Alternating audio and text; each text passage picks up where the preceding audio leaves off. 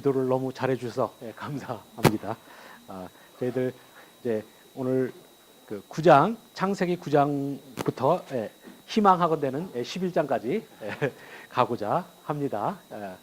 그리고 저희들이 이 오후 예배 포맷을 좀 이렇게 저희들이 좀 더 효과적으로 좀 바꿔야겠다는 생각을 계속 하고 있는데 제가 이 충분히 묵상할 시간은 아직까지 이 점에 대해서 사색할 시간이 아직까지는 없어서 저희들이 최대한 이것을 지혜롭게 하면서 하도록 하겠고요. 제가 오늘부터는 저희들이 너무 세션을 2번 하는 것 자체가 좀 많이 그런 것 같아서 그냥 원 세션으로 저희들 하도록 하겠습니다. 굉장히 기뻐하신 이 정도면 박수가 나와야 되는데 원래 그렇게 해서 저희들 하면서 저희들 가도록 하겠고 제가 현재 하는 이 강의안이 신학생들은 굉장히 탐을 내는 강의안인 거는 확실히 맞습니다. 근데 제가 해보니 평신도용으로 좋은지는 솔직히 좀 고민이에요. 그래서 저희들이 좀 바꿔서 가능한 한 가보도록 하겠습니다. 저희들이 오늘 볼 부분은 이제 창세기 9장부터 해서 이제 보는데 수로 우리들이 지난 시간에 봤던 것은 온 세상이 다 멸절하는 이야기를 저희들이 봤습니다. 그리고 이제 노아 가족만 이제 살아남은 부분이죠. 그 중에서 저희들이 오늘 특별히 크게 강조해서 볼 부분은 이제 창세기 9장 1절부터 7절 부분을 저희들이 좀 먼저 저희들이 한번 같이 보겠습니다. 한번 저희들이 같이 내용을 좀 익숙해지기 위해서 창세기 1장, 9장, 7장 창세기 9장 1절부터 7절 그 부분을 저희들이 좀 같이 교독을 한번 해보죠. 화면에도 제가 띄우겠습니다. 창세기 9장 1절부터 7절. 그러면 저희들이 한번 교독을 하겠습니다. 하나님이 노아와 그 아들들에게 복을 주시며 그들에게 이르시되 생육하고 번성하여 땅에 충만하라.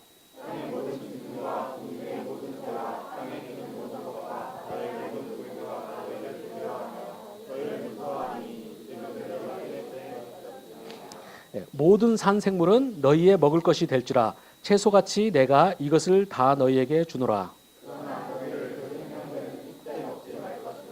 내가 반드시 너희의 피 곧 너희의 생명의 피를 찾으리니 짐승이면 그 짐승에게서 사람이나 사람의 형제면 그에게서 그의 생명을 찾으리라.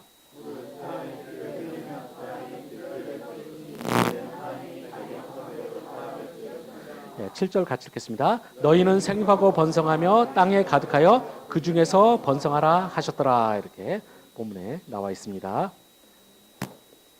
이제 저희들이 여러분이 강의한 다 나눠드렸죠. 거기를 한번 보시면은 저희들이 읽었던 9장 1절부터 7절 이 본문이 여러 가지 이제 하나님께서 이 홍수 이후에 몇 가지 중요한 조치의 말씀을 주시는 것을 볼 수가 있습니다. 제일 첫 번째 사항은 1절에 나와 있듯이 홍수 이후에 첫 번째 하나님께서 하신 제일 첫 번째 사항은 뭐냐면 복 주시는 것이었습니다. 근데 여러분이 이 복 주시는 내용이 생육하고 번성하여 땅에 충만하라라는 이 말씀을 봅니다. 이 말씀은 우리가 굉장히 익숙한 말씀이죠. 창세기 1장 28절에서 온 세상을 창조하셨을 때 하나님께서 주셨던 그 말씀입니다. 그 말씀이 이제 노아 홍수로 인해서 온 세상이 다 멸절되고 노아 가족과 노아가 방주에 집어넣은 그 생물들만 살아있는 상황에서 하나님께서 다시 주시는 겁니다. 그래서 이 노아 홍수는 로 인해서 모든 것이 다 멸절된 상태에서 하나님은 리셋 버튼을 주시는 거죠. 그러면서 모든 것이 다시 시작하도록 하십니다. 제가 아주 신앙생활하면서 한때 아주 좋아했던 표현이 리셋 버튼이라는 겁니다. 우리가 여러분이 컴퓨터 할 때 정말 누가 발명했는지 제일 좋은 게 정말 리셋 버튼이죠. 뭐하다 가끔 하다가 이제 오래되면 컴퓨터가 먹통이 될 때가 있어요. 특히 이제 저 같은 경우는 예전에 진짜인지는 모르겠습니다. 우리 IT 전문가들 좀 계신데 제가 알아봐야 되는데 제가 듣기로 원래 컴퓨터 CPU는 끄지 않도록 디자인됐다는 소리를 해요. 그냥 계속 가도록. 특히 서버용 칩 같은 경우는 아예 24시간 계속 가도록 돼 있잖아요. 근데 이제 PC용도 이제 그렇다는 거예요. 그래서 껐다 켰다 하는 것보다는 차라리 계속 켜놓는 게 CPU의 데미지가 덜 간다. 뭐 이런 소리를 하더라고요. 제가 그쪽 전문가가 아니라 모르겠습니다만 그래요. 그래서 제가 예전에 영국에서 학위할 때 만났던 친구는 컴퓨터는 안 끄는 게 좋다 해갖고 계속 방치해 두는 거예요. 그래서 저도 그때부터 버릇이 돼갖고 밥 먹으라도 뭐라도 가든지 그냥 무조건 계속 이제 방치를 해놓고 이제 갑니다. 그리고 또 요새는 노트북이 좋아져 갖고 예전에는 꼭 껐어야 되는데 지금은 이제 그 뭐죠 그냥 그 잠자는 모드로 들어갔다가 다시 누르면 다시 돌아오도록 이런 식으로 되는 거죠. 이런 식으로 쓰다 보면 한참 쓰다 보면 가끔 한 번씩 목동이 돼요. 그때 뭘 해도 안 먹을 때 아주 좋은 거는 그냥 리셋 버튼 누르면 다 돌아오는 거죠. 저는 이제 그것이 굉장히 행복한 일이에요. 그 예전에 어떤 그 중학생애가 그 학생들한테 자기 동료들한테 왕따 당해갖고 하다가 결국 아파트에서 옥상에서 뛰어내려서 죽은 사건이 있었습니다. 그때 그 아이가 유서에 써놓은 것이 뭐였냐면 리셋 버튼이라는 게 있어서 내 인생을 눌렀으면 좋겠다라는 말을 했었어요. 그래서 한동안 굉장히 화제가 됐었고 가슴 아픈 이야기죠. 근데 우리들이 저는 그것을 보면서 한편으로 안타까웠고 한편으로는 제가 신앙인에게 참 감사했던 것 중에 하나가 그겁니다. 우리가 정말 하나님을 믿고 또 하나님께 기도할 때 우리 인생에는 리셋 버튼이 분명히 있어요. 그래서 우리들 성경에서 보면 어떤 개인의 인생에서나 또는 이 창조 자체, 온 세계 피조물의 자체에서나 리셋 버튼이 눌러지는 경우들이 가끔 있습니다.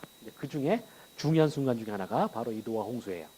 여기서 하나님께서는 온 세상이 다 죄악으로 다 물들어서 멸망한 상태에서 리셋 버튼을 허락을 하셨던 거죠. 그래서 하나님께서 이 세상이 다시 이제 시작을 해야 될 때 제일 먼저 주셨던 것이 바로 생육하고 번성하여 땅에 충만하라라는 이 명령으로 주신 것입니다. 그래서 하나님의 첫 번째 작업은 바로 당신의 피조물에게 복 주시는 작업입니다. 그래서 우리 하나님은 바로 세상을 멸망시키는 것을 목적을 갖고 계신 분이 아니라 복 주시는 것이 목적이라는 것을 우리들이 기억하실 필요가 있고 또 저는 이 부분이 사실 우리가 하나님을 믿는 백성들에게 분명히 이 부분이 회복돼야 돼요.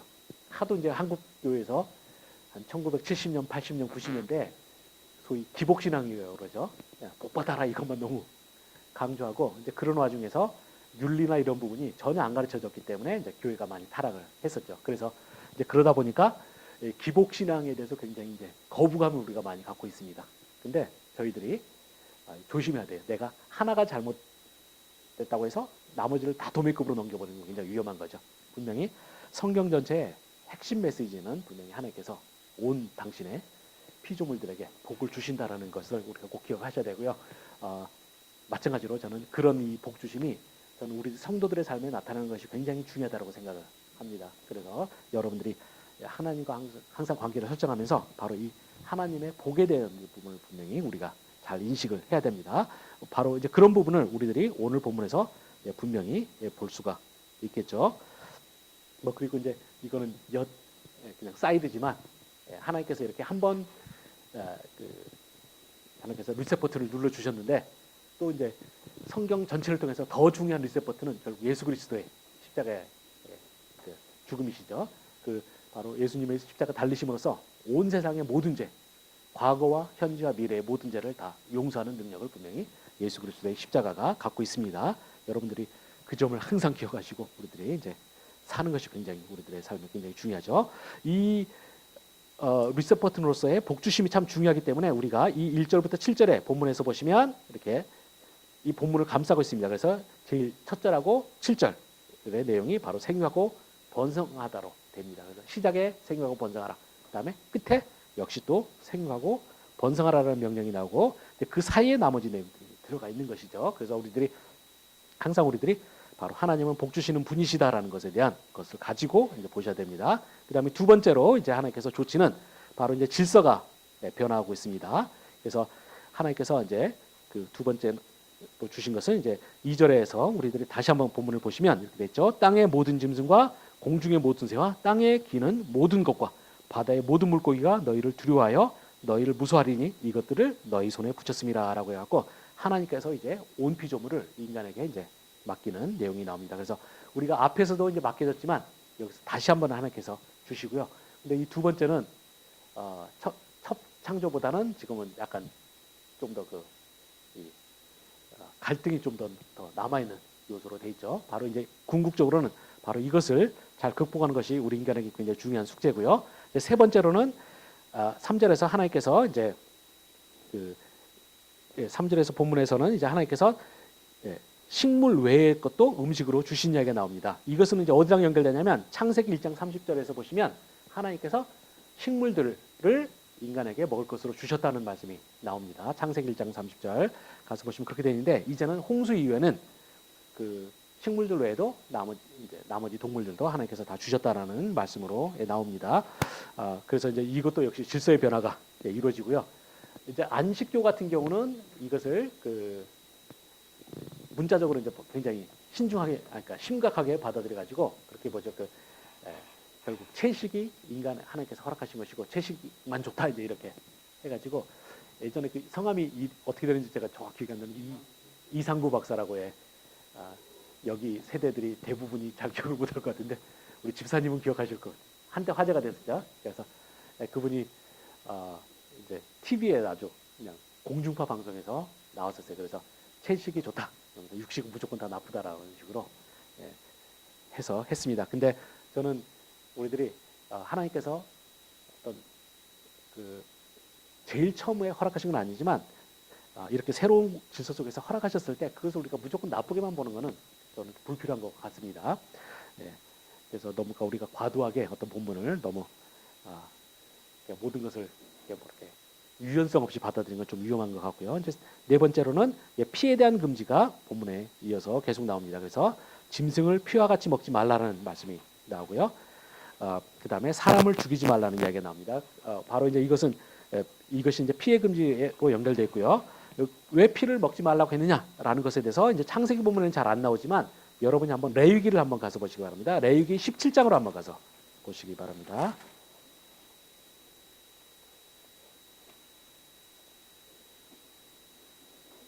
레위기 17장 11절 부분 가서, 레위기 17장 11절 가서 보시면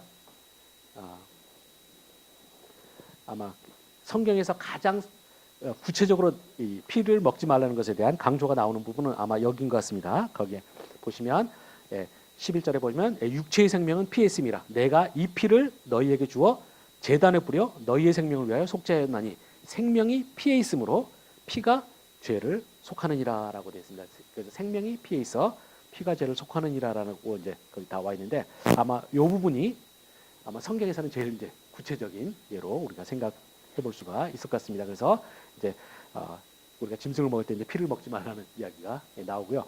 이것은 굉장히 또 성경 전체에서도 중요하게 작동하는 게 뭐냐면, 우리가 신약으로 가면 신약에서 이제 율법의 말씀을 우리가 지키지 말라는 건 아니지만 이제 어떤 특히 의식법들, 이제 제사와 관련된 이런 법들을 엄격하게 이방인들에게 복음 전도될 때는 요구하지 않았어요. 그렇죠? 그래서 다 대부분을 해결해 줬는데, 그때 사도행전으로 한번 가서 보시면 그 사도행전 15절로 가서 보시면 15절 아니라 15장으로 한번 가서 보시기 바랍니다.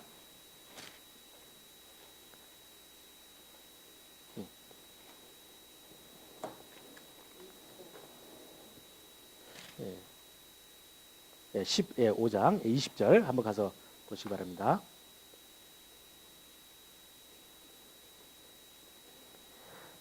예, 15장 20절 가서 보시면 이렇게 돼 있죠. 그 이방인들에게 나머지 법은 다 그냥 대부분은 이제 요구하지 말자 하면서 이제 15장 20절에 가면 이렇게 돼 있죠. 다만 우상에 더러운 것과 음행과 목매우 죽인 것과 피를 멀리하라고 편지하는 것이 옳으니라고 되어 있습니다. 그래서 거기서 보시면 이제 우상 숭배는 절대 안 된다. 그 다음에 음행 안 되고, 그 다음에 목매우 죽인 것과 피를 멀리하라고. 그래서 이제 요것은 이제 이방인에게도 이제 요구하는 것이 이제 좋다라고 되어 있죠. 그래서 아마 이런 식으로 이제 성경 전체적으로는 이제 피를 섭취하는 것에 대한 이제 금지가 지속적으로 이제 계속 나오는 것을 볼 수가 있습니다. 이제 이 부분이 바로 이제 성경에서 이제 말하는 부분이고, 이것을 우리가 현실에 적용시킬 때 어떻게 되느냐? 그럼 참 이게 쉽지 않은 것 같아요. 왜냐하면 우리가 성경에 원리가 있고 또 이제 문화가 있잖아요. 예. 이제 우리나라 같은 경우는 이제 주로 이제 여기에 해당되는 것이 개고기. 요즘에는 제가 어떻게 잡는지 잘 모르겠습니다만 저희 어렸을 때만 해도 동네에서 개를 참 많이 잡았어요. 그러면 개 잡으면 보통 목 매달아서 잡아요. 목 매달고 그냥 잡는 것이 아니라 정말 개 패듯이 패죠. 그 개 패듯이 팬다는 말이 그냥 나온 게 아니라 바로 그 도살 방법에서 나왔어요. 그래서 예전에 어렸을 때 보면 동네 아저씨들이 개 한 마리 끌고 가는 거죠. 가가지고 우리 애들한테는 이제 징그럽다고 못 보게 해서 이제 가가지고 막 패요. 근데 왜 패서 죽이나 이제 그런데 이제 그분들 말씀은 그게 맛이 되는 거예요. 자꾸 막 해서 그래서 저는 이제 원래도 비위가 약한 사람이라 근데 그런 식으로 한 거에 대해서 도저히 먹지를 못해갖고 이제 도저히 징그러서 못 먹어서 이제 안 먹었는데 우리나라 그런 식으로 먹었어요. 이제 해서 먹었고 이제 문제는 뭐냐면 주로 목사님들이 개고기를 좋아한다는 거죠. 그래서 이제 그 이유는 실제인지 그냥 핑계인지는 모르지만 뭐 목사님들이 이제 목을 많이 쓰게 되는데 뭐 목에 좋대나 뭐 그래가지고 이제 많이 드셨고 그래서 저도 이제 어디 교회 이제 특강가 같은 거 특강이나 설교하게 되면 그 장로님들이랑 이제 식사를 하게 되잖아요. 그러면 그분들이 항상 묻는 게 뭐를 드시고 안 드시고 이야기해요. 그러면 이제 이분들이 보면 특히 시골 쪽으로 가면 이제 개고기를 뭐 저를 핑계 삼아 먹고 싶어 하시는 거죠. 이제 이게 이 목사님 대접하는 김에 자기네들도 이제 먹는 식으로. 근데 이제 그때마다 저는 이제 그분들에게 실망을 드리게 되는 게 일단은 개고기는 빼주시고 이제 그다음에 저는 입이 짧아가지고 그냥 제 입맛은 초딩 입맛이니까 김밥 한 줄 주시면 제일 좋다고 이제 이런 식으로 하면 그 목소리가 이제 접대 담당 장로님의 실망의 그 목소리가 딱 들려오죠. 그래서 저는 일단은 꼭 성경적으로 그래서가 아니라 그냥 저 자신이 징그러움 못 견뎌서 하는데 이제 우리나라 이제 그런 분들에게 그런 목사님들이나 장로님들에게는 이 사도행전 이 15장 말씀을 어떻게 받아들일 것인가가 상당히 이제 심각하죠. 또 이제 비슷한 게 서양으로 하면 그 소세지 같은 경우 그 정통으로 만드는 것들은 다 이 돼지 창자에다가 돼지고기 비계나 이런 거 갈아 넣어가지고 거기에 피로 사실을 해요. 선지로 하는. 예. 그래서 그 사실은 굉장히 진한 피로 이렇게 만드는 거죠. 원래 정통 소세지는. 근데 그런 부분 그런 사람들에게 이제 그걸 먹지 말라 그러면 이거는 상당히 복잡해지는 이제 문제가 되죠.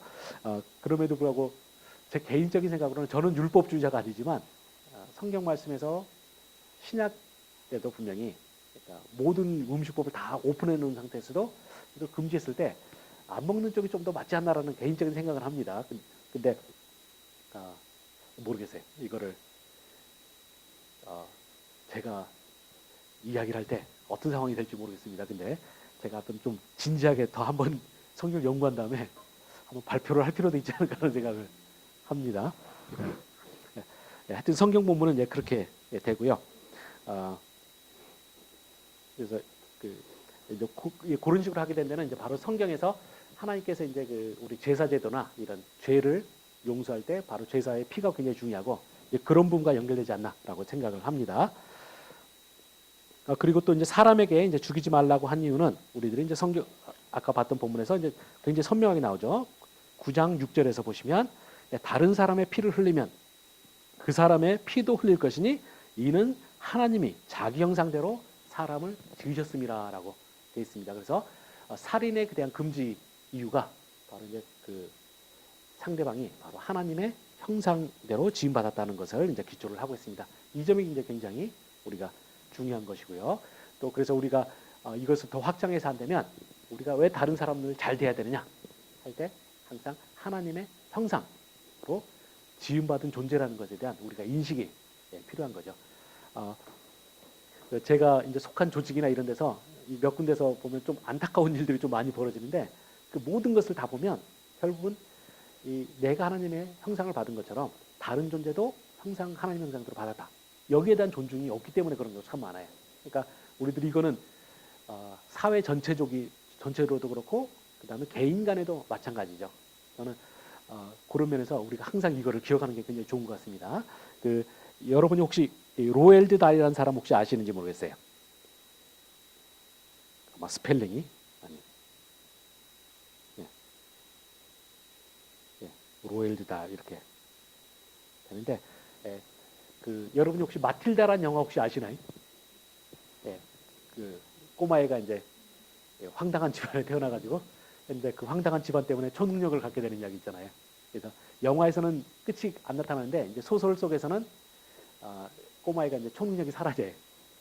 근데 하여튼 그 내용이 나오는데 그 마틸다 원작을 쓴 사람이 바로 로엘 달이고 영국 사람인데 20세기의 최고의 이제 그 아동 문학가 꼽혔던 사람입니다. 근데 제가 이분 책을 좋아했고 저희 집에 가면 전집이 있어요. 영어로. 혹시 원하시는 분은 저에게 빌려가시면 제가 빌려드리겠습니다. 근데 그 전집을 읽다가 굉장히 인상적인 대목이 소설 안에서가 아니라 소설 밖에서 찾았어요. 뒷커버에 보니까 이제 이분에게 이제 인터뷰를 했어요. 기자가. 당신은 사람에게 있어서 가장 중요한 게 무엇입니까? 라고 했을 때 그 사람이 딱 했던 말이 상대방에 대한 친절이라는 말을 했어요. 그러면서 그분이 말하기를 사람이 서로 살다 보면 잘못을 할 수는 있다는 거죠. 근데 잘못을 하는 순간에도 친절함을 잃어버리지 않으면 언제든지 회복을 할 수 있다라는 말이에요. 근데 저는 그 말이 굉장히 마음에 다가왔고, 제 원래도 이제 그런 생각을 저는 막연하게 했었지만 이제 로일 드달이 그걸 읽은 다음에 정말 이게 굉장히 중요하다. 그래서 나도 내가 사람들에게 누가 됐든지 간에 친절함을 잃어버리지 말자라는 생각을 항상 하고 살아요. 근데 이제 그러면서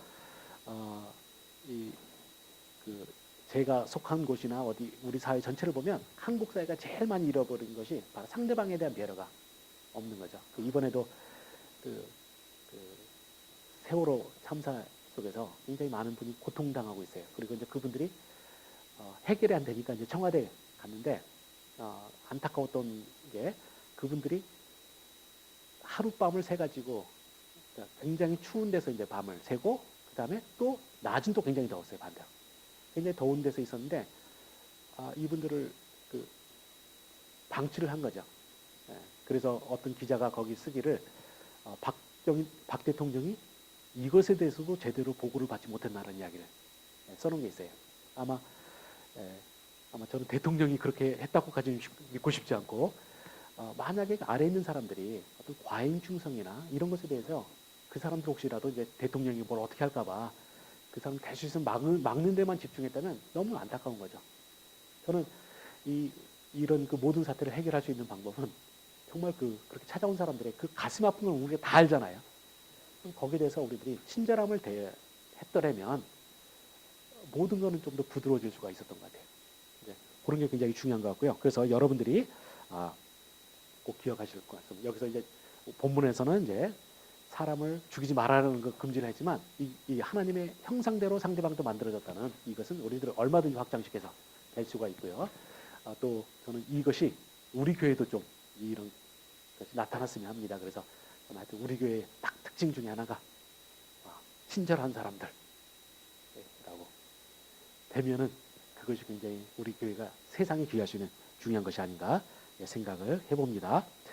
그래서 이제 그 본문에서 이제 그런 부분을 다뤘고요. 이어지는 그리고 제가 이런 거 할 때 혹시라도 그냥 질문이 있으시면 무조건 다 질문하셔도 됩니다. 우리가 오전 예배는 주로 이제 우리가 메시지 위주로 가겠지만 오후는 여러분이 성경을 배우는 거기 때문에 여러분들이 좀 편하게 이제 질문 원하시면 해주시면 좋겠고요. 이어서 이제 8절부터 17절의 내용에서 보시면 이제 하나님께서 홍수 후에 다시 이제 언약을 맺죠. 언약을 맺으면서 다시는 홍수로 멸하지 않겠다라고 하시면서 하나님께서 이 언약의 증거로서 무지개를 띄우셨습니다. 이제 이 부분에서 이제 흥미로운 거는 이 무지개라는 단어가 히브리어로는 활이에요. 이게 영어에서도 마찬가지죠. 영어에서 보시면 영어의 무지개라는 단어가 레인보우죠. 보우가 바로 활이에요. 그러니까 비로 해서 만들어진 활 이렇게 되는 거죠. 그래서 이게 히브리어로는 이제 퀘시트라고 해서 활인데 이것을 가지고 이제 어떤 학자가 설명하기를 하나님께서 이제 노아 홍수 전에 온 세상이 다 타락하고 죄밖에 없는 그곳에서 이제 그들과 하나님께서 이제 전쟁을 벌이신 건데 홍수를 통해서 이제 홍수 위에 이제 언약을 맺으시면서 다시는 내가 홍수로 사람들 멸하지 않겠다라고 하시면서 하나님께서 상징적으로 바로 이제 전쟁의 활을 내려놓으셨다 이런 식으로 해석을 하신 학자가 있습니다. 굉장히 낭만적이죠. 근데 이제 거기서 저도 이제 그 학자 해석을 봤을 때 홀딱 반했었는데 요즘 학자들은 여기에 대해서 정말 그럴 것인가 뭐 또 이렇게 퀘스천 마크를 던지는 사람도 있어요. 근데 뭐 저는 때때로는 신학에도 낭만이 좀 필요하다고 생각을 합니다. 그래서 하나님께서 하여튼 뭐 어찌 됐건 분명한 것은 하나님께서 이 방식으로는 절대 내가 너희들을 처리하지 않겠다. 그러니까 너희들의 죄를 다루지 않겠다고 하신 것은 분명하죠. 그렇게 되고요. 이제 9장 18절부터 이제 19절 이후로 쭉 가서 이제 11장까지 쭉 이어지는 그 내용을 보시면 이제 노아에게서 이제 그 다음 세대의 사람들이 다 나오는 거죠. 한번 우리가 성경 본문에 18절 9절을 한번 저희들 한번 보겠습니다. 9장 18절 19절.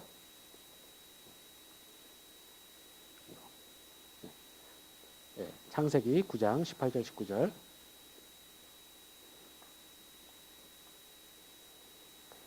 거기서 보시면 이렇게 돼 있죠. 제가 간단하게 읽어보겠습니다. 방주에서 나온 노아의 아들들은 셈과 함과 야벳이며 함은 가나안의 아버지라. 노아의 이 세 아들로부터 사람들이 온 땅에 퍼지니라 해가지고 이제 모든 사람이 다 죽었기 때문에 결국 노아 자손에게서 다시 이제 인류가 시작하겠죠. 그래서 이 세 명으로부터 해서 온 땅으로 모든 사람이 이제 퍼졌다고 돼 있습니다. 그리고는 이제 우리가 20절부터 이제 쭉 보시면 이제 노아가 농사를 해서 이제 포도나무 지은 이야기가 나옵니다. 근데 이제 여기에서 신학생들이 저한테 가장 많이 던지는 질문. 여기서 잘못한 사람이 바로 이제 함이잖아요.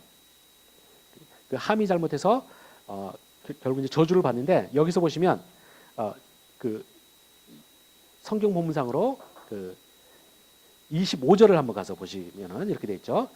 그 함이 잘못했을 때 이제 함을 꾸짖어야 되는데 25절 보면 이렇게 돼 있습니다. 이에 이르되 가나안은 저주를 받고 그의 형제의 종들의 되기를 그의 형제의 종이 되기를 원하노라 이렇게 되고 또 26절 7절에서도 이렇게 돼 있죠. 또 이르되 셈의 하나님 여호와를 찬송하려다 가나안은 셈의 종이 되고 하나님이 야벳을 장제하게 하사 셈의 장막에 거하게 하시며 가나안은 그의 종이 되게 하시기를 원하노라라고 되어 있습니다. 근데 여기서 보시면 이제 문제는 뭐냐면 22절 가서 보시면 이렇게 돼 있죠. 가나안의 아버지 함이 그의 아버지 하체를 보고 밖으로 나가서 두 형제가 알매라고 해서 죄는 함이 지었는데 왜 가나안이 저주를 받을까? 여기에 대해서 이제 퀘스천 정말 많이 던져.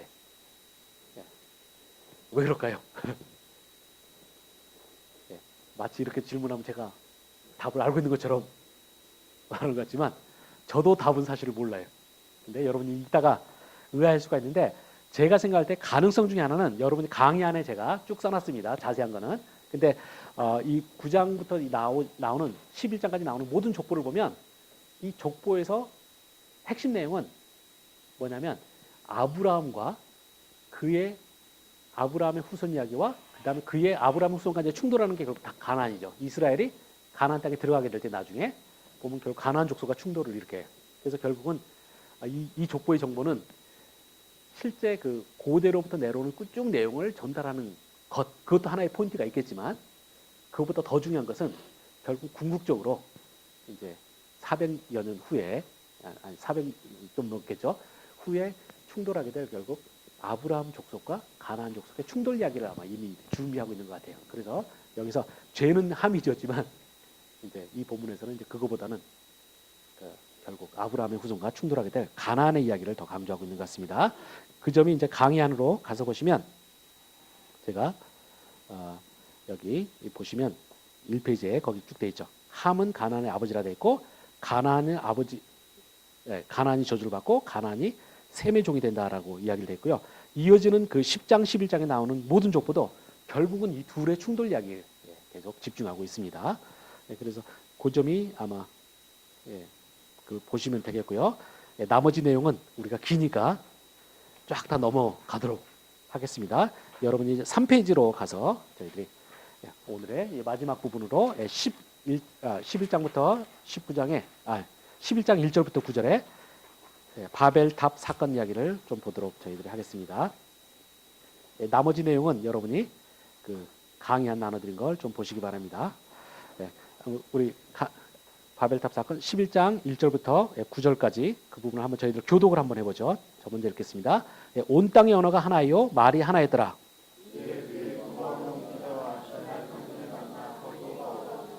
서로 말하되 자 벽돌을 만들어 견고히 굽자 하고 이에 벽돌로 돌을 대신하며 역청으로 진흙을 대신하고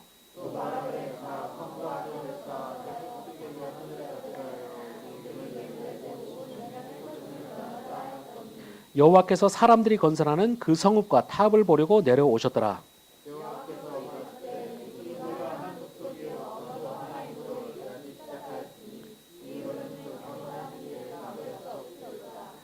자 우리가 내려가서 거기서 그들의 언어를 혼잡하게 하여 그들이 서로 알아듣지 못하게 하자 하시고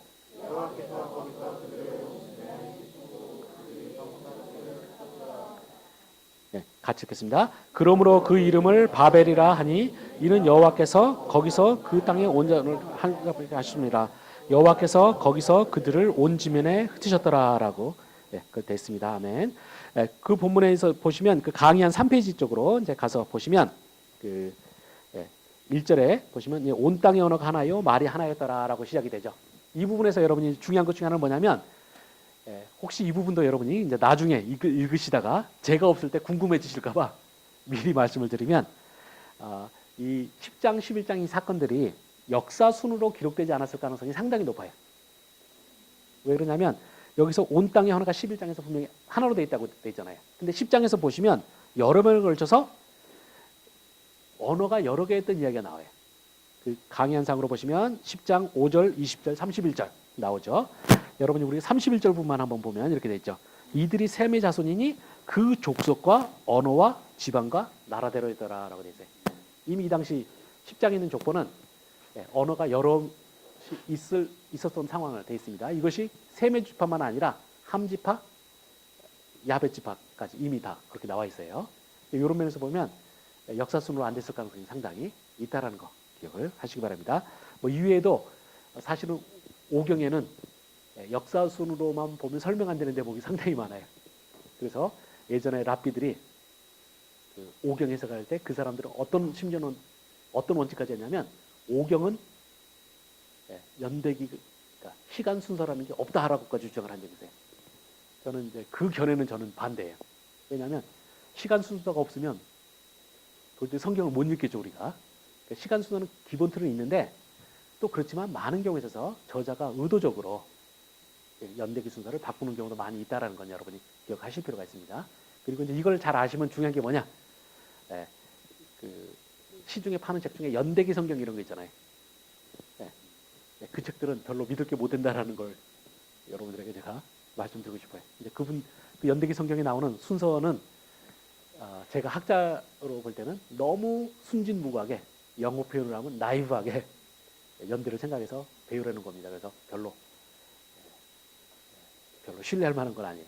연대기 성경도 그렇고 최근에도 보니까 어떤 분이 뭐 통으로 어쩌고 저쩌고 하면서 이제 나온 또 연대순으로 나열한 뭐 성경 뭐 이렇게 나옵니다. 근데 제가 그분 만나면 이야기해드리고 싶어요.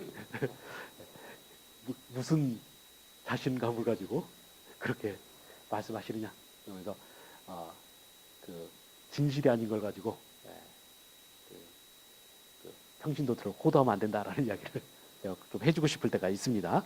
하여튼 여러분들도 그래서 여기서 분명히 명백하게 연대순이 아닌 대목이 있다는 걸 여러분 꼭 기억하실 필요가 있습니다. 이런 면에서 보면 이 바벨탑 사건이 이렇게 픽업된 이유는 아마 이것이 이제 우리가 창세기 1장부터 시작해서 11장까지를 우리가 이제 원역사라고 불립니다. 이제 아브라함의 구속사가 12장부터 시작되는데 그 전에 제일 중요한 사건이라서 이렇게 언급을 해놨는데 이 사건이 바로 이 시기에 사람들과 하나님과의 관계를 가장 대표적으로 보여주기 때문에 이렇게 이것이 픽업돼서 다뤄지는 것 같습니다.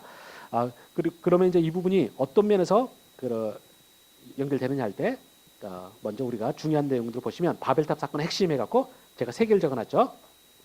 여기서 보시면 인류가 부당하게 힘을 합쳐서 하나님의 권능을 스스로 획득하려 한 사건. 그 다음에 하나님은 하나님의 창조 명령은 사람이 땅에 충만하기를 바라셨잖아요.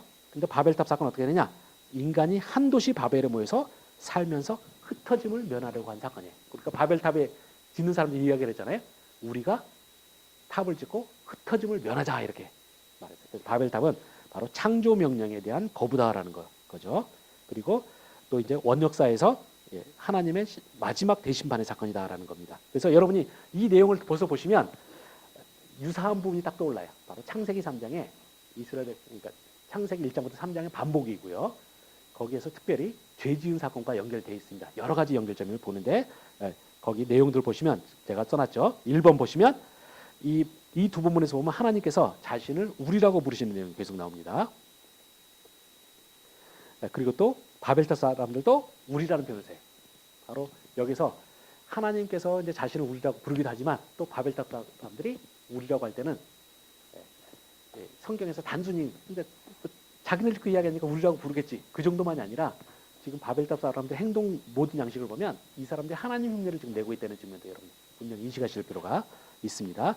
그리고 이 1장 26절 11장 3절에 보시면 하나님께서 뭐뭐를 만들자라는 이야기를 하고 있어요. 거기서도 이 사람들이 하나님을 흉내내고 있다는 것 측면을 하시기 바랍니다. 세 번째로 보시면 이제 하나님이 땅에 충만하라고 명령하시고 바벨탑 사람은 이제 온 지면에 흩어짐을 면하자. 아까도 말했었잖아요.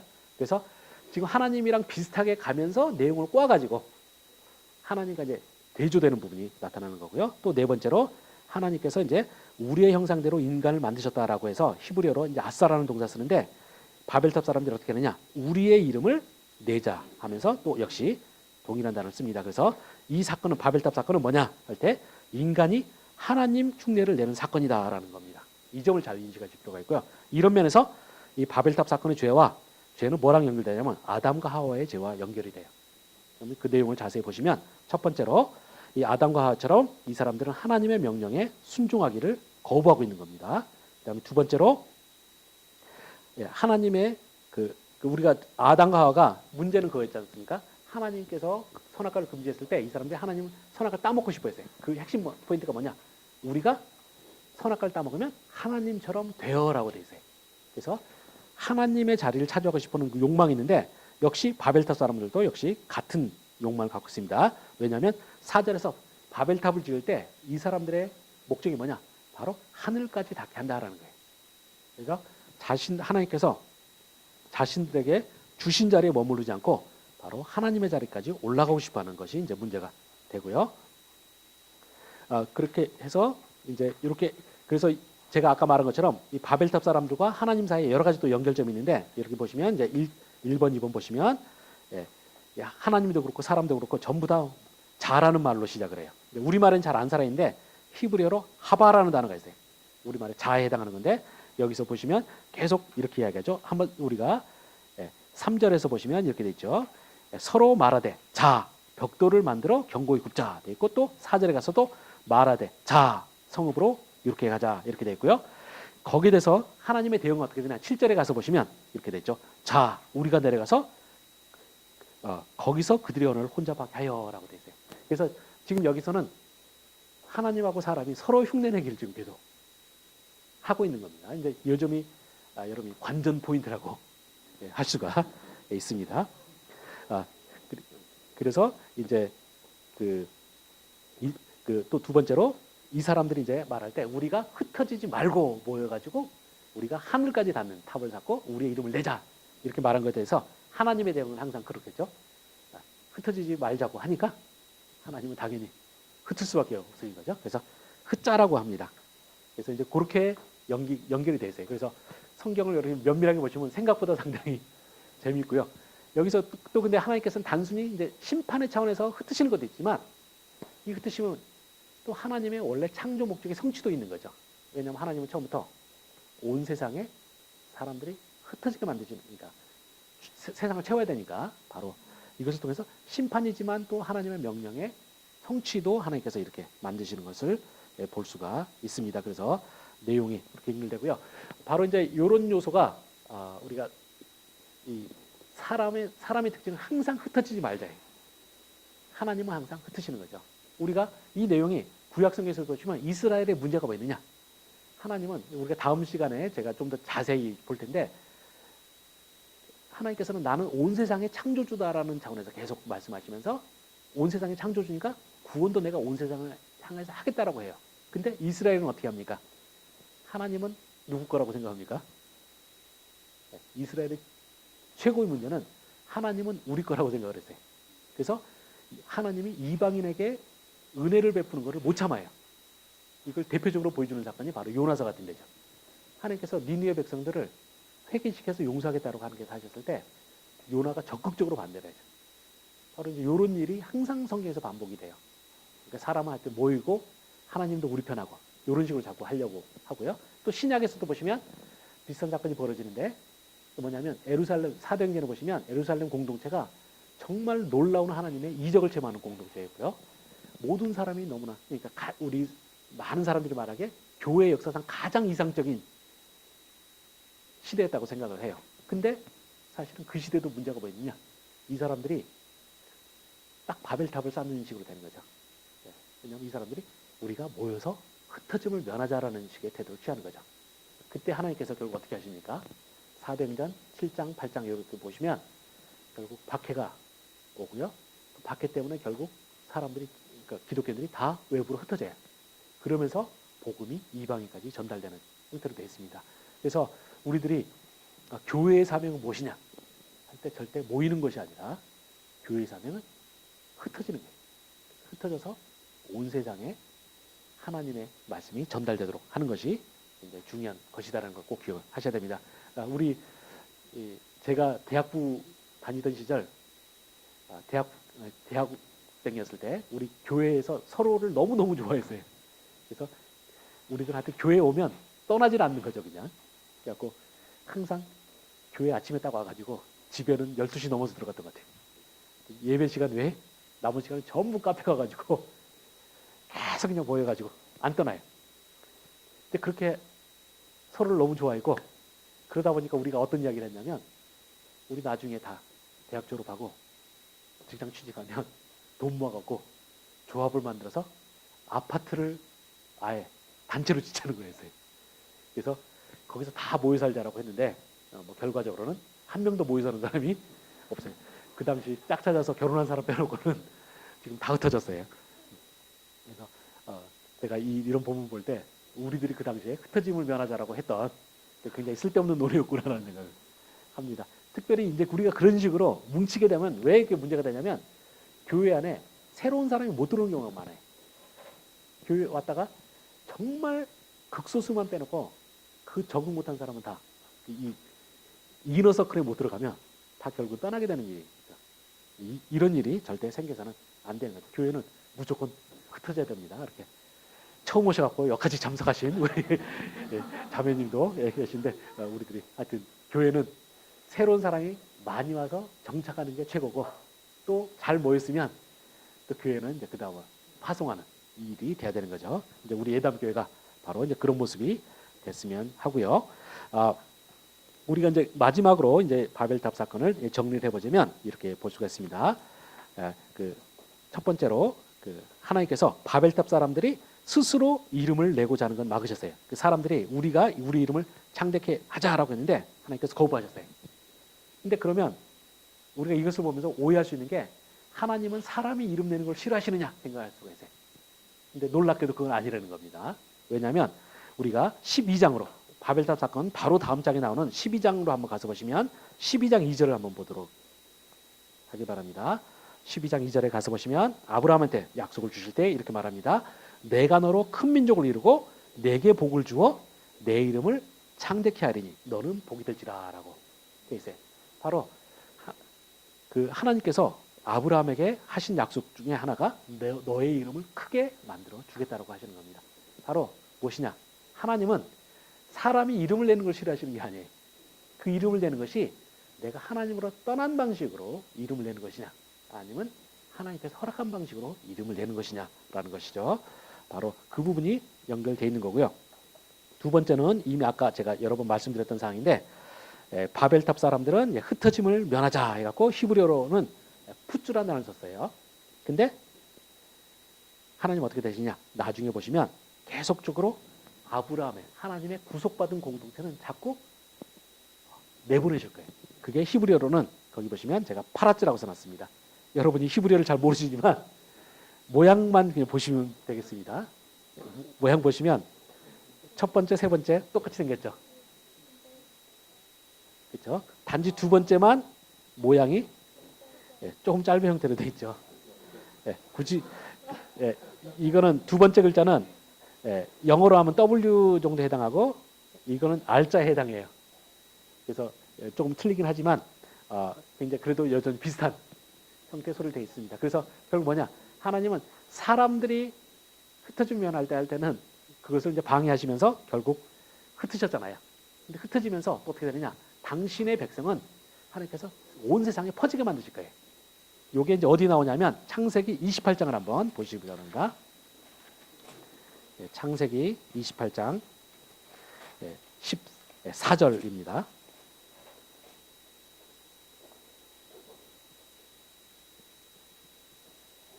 창세기 28장 14절. 가서 보시면 아브라함, 야곱에게 주신 약속이신데 창세기 28장 14절 가면 내 자손이 땅의 티끌같이 되어 내가 서쪽과 동쪽과 북쪽과 남쪽으로 퍼져나갈지며 땅의 모든 족속이 너와 내 자손으로 말미암아 복을 받으리라라고 되어 있습니다. 그래서 결국 하나님께서는 사람들을 퍼져나가게 만드시는 게 하나님께 목적이에요. 바로 이제 그것처럼 모든 교회도 사실 이제 퍼져나가야 됩니다. 그래서 그리고 이 퍼져나간다 할 때 이 단어가 사실은 영어 이 단어의 그 원래 뜻은 그 영어 그러니까 히브리어 사전 좋은 거 영어로 된 거 보면 어떻게 되냐면 burst out. burst out은 이렇게 풍선이 빵 터지듯이 나가는 거죠. 그래서 이 하나님께서는 당신의 백성들이 이렇게 터져 나가도록 터져서 그러니까 풍선이 터지듯이 터져서 흩어 나가도록 하시는 것이 바로 하나님의 포인트예요. 이 점이 굉장히 중요하죠. 제가 2월 달에 제가 이 몸 관리를 안 해갖고 정말 터져나갈 지경이 몸이 돼서 배가 딱 됐는데 보니까 충격적인 게 이 와이셔츠가 이게 열리더라고요. 그래갖고 제가 놀라서 그때부터 운동을 했습니다. 제가 이 교회도 받고 학교도 하려면 정말 건강해야 돼. 그래서 막 열심히 해서 제가 많이 줄였지 않습니까? 근데 보니까 이 제 배가 어디로 갔냐면 우리 김승환 목사님에게 갔어요. 그래서 얼마 전에 보니까 이게 딱 벌어져 있더라고요. 그래서 근데 바로 이제 그런 모습처럼 이렇게 배가 딱 터져나가는 게 우리가 배는 터져나가면 안 되겠지만 우리 교회는 바로 터져나가는 것이 하나님의 뜻입니다. 그래서 우리 예담교회가 지금 우리가 보기엔 작지만 우리가 분명히 하나님의 복을 받은 상태로 하나님께서 허락하시면 우리 교회도 그렇게 할 수가 있습니다. 여러분들이 바로 그 비전을 가지시고 우리 교회 모두가 하나님 앞에서 노력을 했으면 합니다. 그 말씀을 그래서 여러분이 개인적으로도 복을 받으시고 교회적으로도 복 받아서 그런 역사가 있으시길 바랍니다. 그래서 여러분의 후손도 퍼져나가는 것이 개개인에게도 주세요. 공동체에게도 준 하나님의 분명히 약속이시고 축복입니다. 여러분이 그것이 여러분 삶에 나타나시기를 바라면서 오늘 강의를 마치도록 하겠습니다. 제가 잠깐 기도하고 하겠습니다. 하나님 아버지 주께서 오늘 주신 말씀들 저희들 잘 기억할 수 있도록 허락하여 주시옵소서. 저희들이 바벨탑 사람처럼 그리고 이 바벨탑 사람들이 바탕으로 삼는 아담과 하와처럼 자꾸 하나님을 떠나서 자신의 방식으로 하나님이 되고자 하며 자신의 방식으로 어떤 것을 이루려고 하지 않도록 주께서 허락하여 주시옵소서. 저희들이 항상 하나님 앞에서 겸손한 마음을 가지고 하나님께서 허락하신 방식으로 하나님께서 허락하시는 복을 저희들이 누리면서 살 수 있도록 주께서 주장하여 주시옵소서. 아버지께서 저희들의 이런 결심을 하는 저희들의 마음을 붙들어 주시고 항상 성령 안에서 붙들어 주시길 간구드렸고 예수 그리스도의 이름으로 기도합니다. 아멘.